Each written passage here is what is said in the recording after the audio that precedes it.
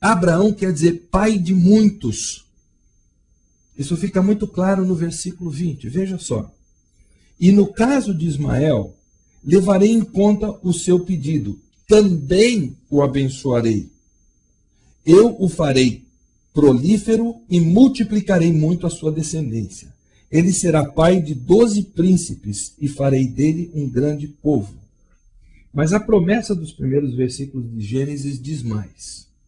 Estabelecerei a minha aliança como aliança eterna entre mim e você e seus futuros descendentes para ser o seu Deus e o Deus dos seus descendentes.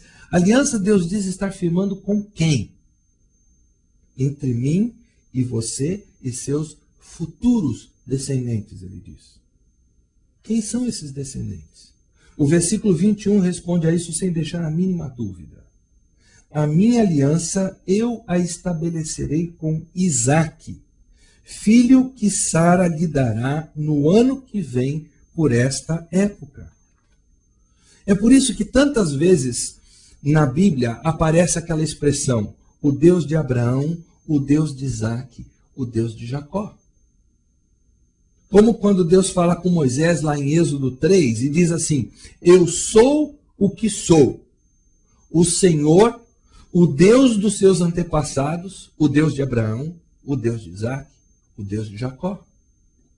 Então, a aliança que Deus disse estar firmando entre mim, você e os seus futuros descendentes não se refere a Ismael.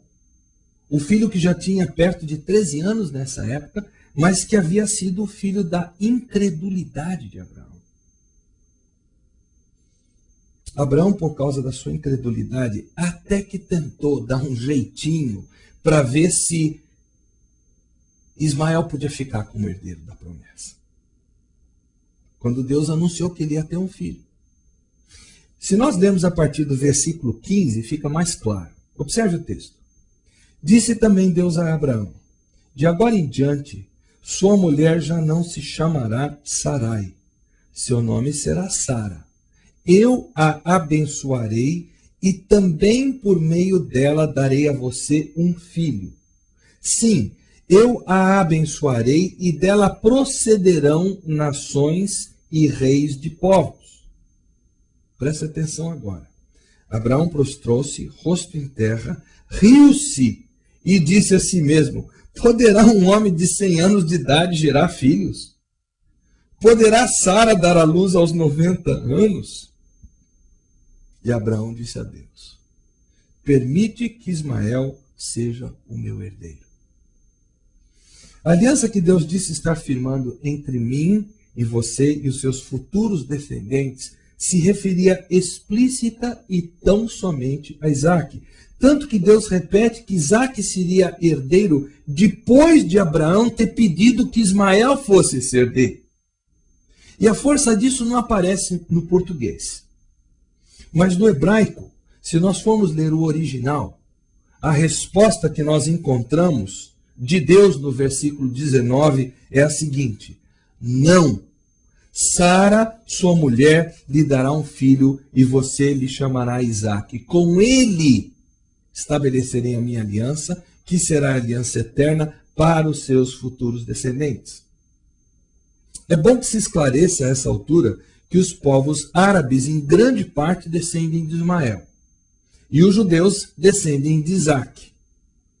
Já uns 1000 anos depois, mais ou menos na época de Davi, os ismaelitas eram inimigos ferrenhos dos judeus. E quando Sara morreu, Abraão se casou com Quetura, que deu a Abraão outros filhos. E adivinhe só, pais de outros povos árabes. Inimigos também ferrenhos dos judeus. Se você quiser ler a respeito disso em outro texto da Bíblia, leia o Salmo 83. Vocês percebem de quando, e eu diria também de onde, vem essa briga que hoje tem seu palco na faixa de Gaza? Continuando. A aliança propriamente dita, aqui em Gênesis 17, é o quê? Versículo 8. Mais uma vez, preste bem atenção no que Deus está falando. Toda a terra de Canaã, onde agora você é estrangeiro, darei como propriedade perpétua a você e a seus descendentes, e serei Deus deles.